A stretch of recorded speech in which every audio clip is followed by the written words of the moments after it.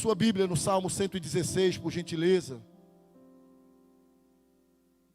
E se nós tivermos mais o hábito de lermos os salmos, nós aprenderemos a orar mais sinceramente diante de Deus, se é uma característica dos nossos tempos, chamado pós-modernidade, é a dificuldade que nós temos muitas vezes de assumir que está doendo, de assumir que nós estamos sofrendo, de assumir que nós estamos passando dias maus, difíceis. Se há uma característica desses dias, é você ter que viver sempre bem, sempre bem. E eu e você sabemos que a vida não é assim. Existem dias de dores, existem dias difíceis, existem tempos de crises. E aí, quando nós queremos maquiar esses dias, quando nós queremos maquiar esse tempo, aí que a nossa angústia ainda se torna maior, porque a gente está vivendo uma dor, mas a gente tem que botar uma capa, uma máscara, para mostrar que está tudo bem, porque eu não posso, se o meu irmão perguntar como está, eu não posso dizer que estou mal, porque eu sou crente, porque eu creio em Deus. Eu não posso dizer que está doendo, que a carga está pesada.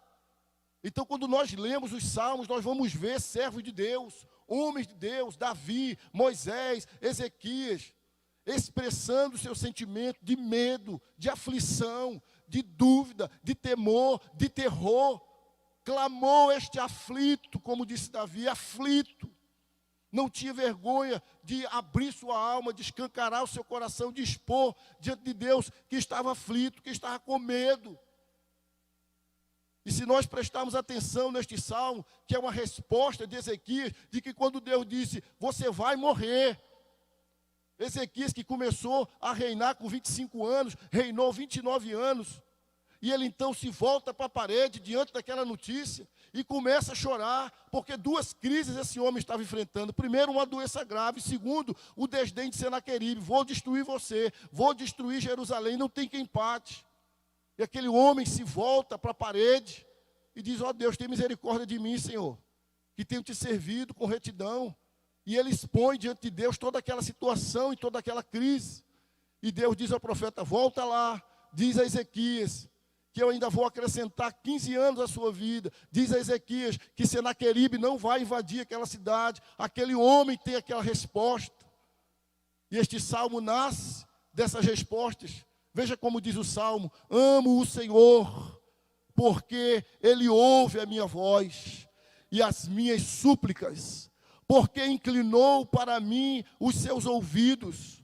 Invocá-lo-ei enquanto eu viver. Laços de morte me cercaram.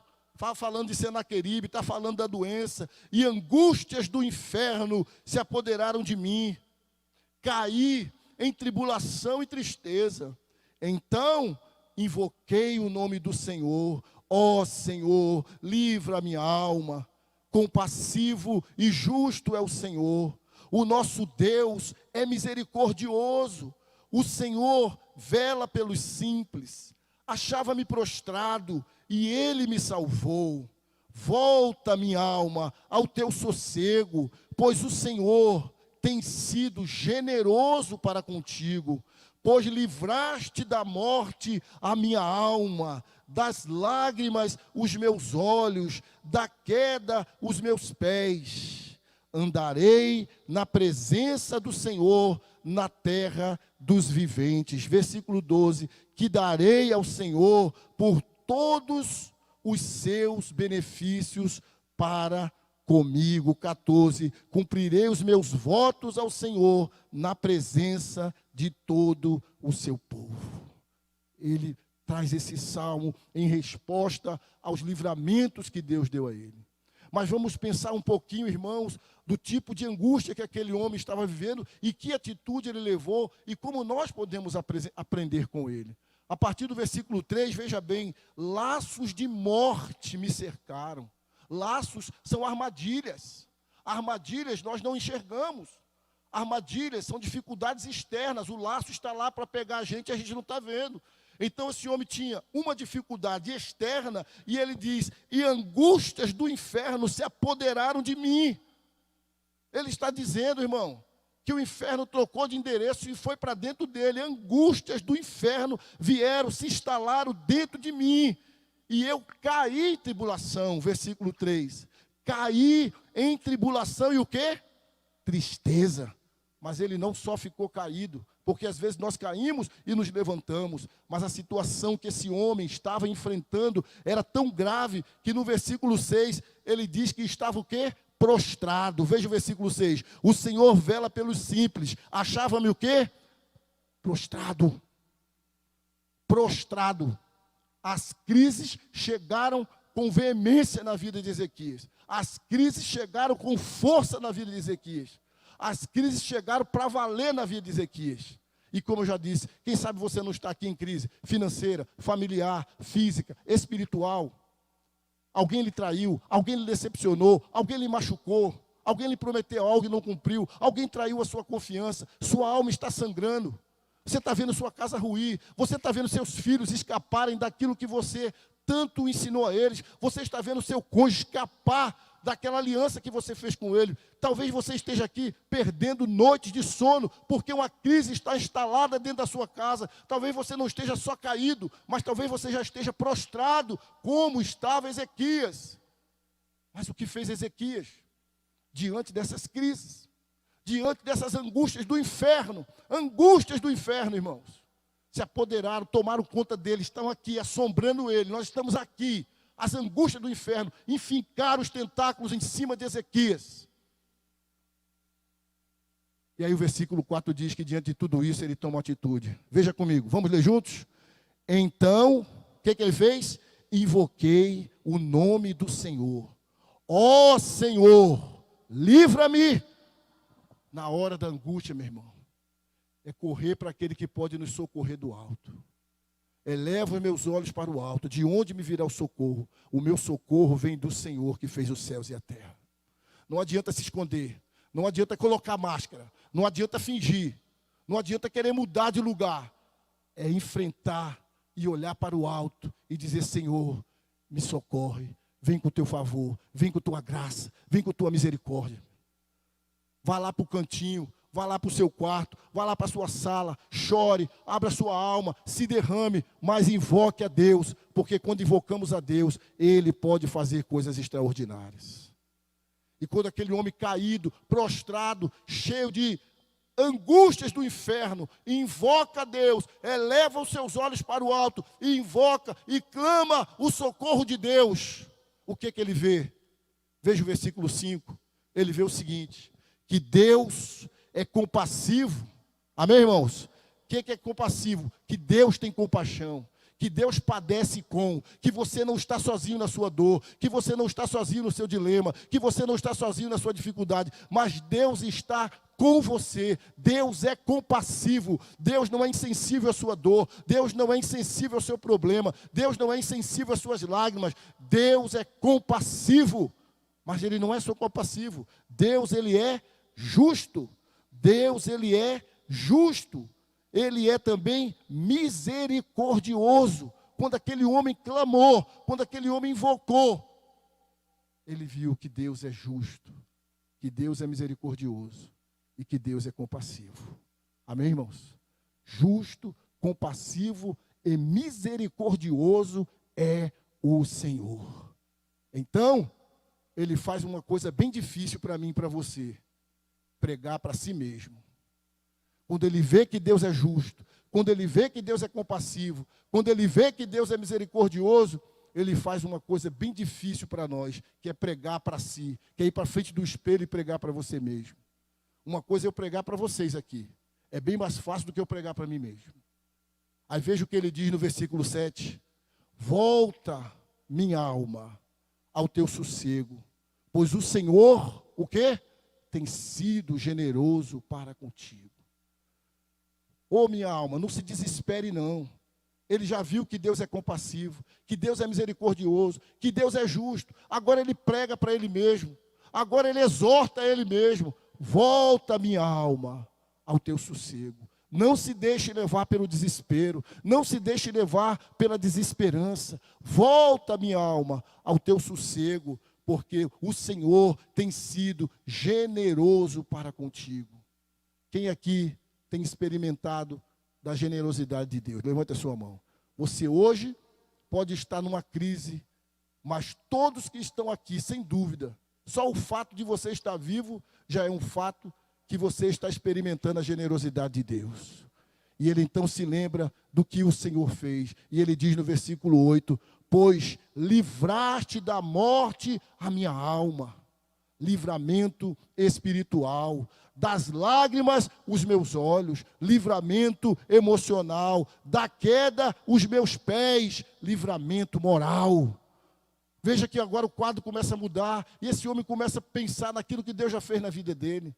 Livraste da queda os meus pés, das lágrimas os meus olhos, da morte a minha alma, os livramentos que Deus deu a ele. E diante de tudo isso, irmãos, do que Deus fez, de quem Deus é, esse homem toma 3 decisões. Esse homem toma a decisão, veja no versículo 2, ele diz assim, porque inclinou para mim os seus ouvidos, o que ele vai fazer agora? Invocá-lo-ei enquanto eu viver. Enquanto eu tiver vida, eu vou invocar a Deus. Por isso que o Salmo 34 diz assim, em todo tempo bendirei o Senhor. Se as coisas estiverem boas, eu vou louvar a Deus. Se estiverem más, eu vou louvar a Deus. Ali é o salmista Davi. Aqui é Ezequias, dizendo, enquanto eu viver, com crise ou sem crise, eu vou invocar a Deus. Saia da caverna, meu irmão. E invoque o Deus Todo-Poderoso. Aí a segunda resolução que ele toma está no versículo 9. Ele diz assim, andarei, o quê? Na presença do Senhor, na terra, enquanto eu viver, versículo 2, eu vou invocar a Deus. Enquanto eu tiver vida, versículo 9, eu vou andar na presença de Deus. Eu não vou andar no caminho do pecado. Eu não vou andar no mundanismo. Eu não vou andar no caminho do jeitinho para resolver essa minha situação ou aquela. Eu vou andar na presença do Senhor na terra dos viventes. E a última decisão que esse homem toma, versículo 1. Amo o Senhor, porque Ele ouve a minha voz e as minhas, eu vou amar a Deus de toda a minha alma, de todo o meu ser e de todo o meu coração. Agora pense. Quem ama, declara que ama. Quem ama, tem tempo para quem ama. Quem ama, agrada quem ama. A pergunta é, irmãos, no meio da nossa correria, da nossa vida, das nossas batalhas, do nosso trabalho, das nossas crises, dos nossos afazeres, e das nossas, talvez, declaração de amor para Deus, tem sobrado tempo para a gente se relacionar com Deus? Ou você lembra qual foi a última vez que você de coração disse, Senhor, eu te amo? Ou você tem procurado viver uma vida para agradar a Deus? Porque o amor, ele não pode ser apenas de palavras. Quem ama, tem que agradar quem ama. Quem ama, tem que ter tempo para a pessoa amada. Se é Deus, como está o meu tempo e o seu tempo em relação à Escritura? É aqui que nós ouvimos a sua voz. É aqui que Ele fala conosco. É aqui que nós aprendemos a orar, que nós aprendemos a clamar, que nós aprendemos a sossegar, que nós aprendemos a descansar. Então esse salmista está no meio da crise. Angústia de inferno se apoderaram dele. Mas ele toma atitude. Ele invoca a Deus. E ele vê que Deus é justo, misericordioso, compassivo. E ele lembra dos livramentos que Deus deu a ele. E eu e você também podemos lembrar de quantos livramentos Deus já nos deu. E ele disse, o Senhor livrou os meus pés da queda. Livramento moral. Lembra as palavras de Jesus. Não me deixe cair em tentações. Se não for Jesus na nossa vida, ai de nós, irmãos. Quantas tentações nos cercam todos os dias. Ai de nós, se não for a graça de Deus. Nenhum crente está de pé porque ele é bom. O crente que está de pé, ele só está de pé por causa da graça de Deus na vida dele. Então esse homem está dizendo, ele me livrou os pés da queda. Esse homem está dizendo, ele livrou os meus olhos das lágrimas. Os nossos dias são marcados por tantas enfermidades emocionais. Quantas pessoas doentes emocionalmente. Mas a palavra de Deus nos cura, a palavra de Deus nos consola, a palavra de Deus nos liberta. E ele diz mais: o Senhor livrou a minha alma da morte. E se você está em Cristo Jesus, a sua alma já foi liberta da morte. Então, irmãos, você está aqui aflito, você está aqui cansado, sobrecarregado, vivendo situações aflitas. Pense no que o Senhor Jesus Cristo ensinou para mim e para você, porque em Jesus há descanso para mim e há descanso para você. Um dos outros versículos mal interpretados da Escritura é este que nós vamos ler daqui a pouco, quando Jesus diz: vinde a mim todos vós que estáis cansados. As pessoas pensam que esse versículo é só para descrente, é para evangelizar. Aí eu pergunto: crente não se cansa? Crente não se fatiga? Crente não se angustia? Não se angustia? Crente não fica sobrecarregado? Claro que fica. A sua própria vida, a minha própria vida é testemunha disso. Que muitas vezes ficamos cansados e ainda o quê? Sobrecarregados. Mas em Jesus, o Deus que pode todas as coisas, há descanso para mim e para você. Por favor, abra sua Bíblia em Mateus, capítulo 11, do versículo 28 ao versículo 30. Fique de pé e vamos ler esses versículos, por gentileza. Mateus, capítulo 11, do versículo 28 ao 30. Quem achou, diga amém. Quem achou, diga amém. Vamos ler juntos. Vinde a mim, todos os que estáis cansados e sobrecarregados, e eu vos aliviarei.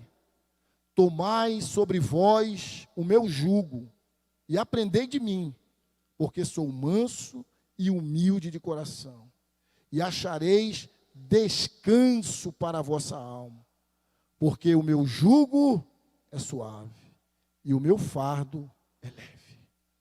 Em Jesus, há descanso para mim, há descanso para você, irmãos. Leve sua angústia, leve sua aflição aos pés do Senhor Jesus, em clamor, em oração, e decida ter uma vida onde ela será marcada por esses princípios. Enquanto eu viver, eu invocarei o Senhor. Enquanto eu viver, eu andarei na presença do Senhor. Enquanto eu viver, eu amarei a Deus de todo o meu ser, de toda a minha alma e de todo o meu coração. Irmãos, a gente não vence angústias do inferno com cócegas. A gente não vence angústias do inferno se vitimizando. A gente vence angústias do inferno clamando a Deus, invocando a Deus. E esse Deus, a seu tempo, ao seu propósito, age. E por maiores que sejam as angústias que estejam a nos afligir, elas batem em retirada. Elas batem em retirada. Foi assim que o Senhor trouxe socorro na vida de Ezequias. Eu e você podemos encontrar descanso para a nossa alma em Jesus de Nazaré. Invoque a Deus enquanto você viver. Ande na presença de Deus enquanto você viver. E acima de tudo, ame a Deus com todas as suas forças enquanto você viver. Amém?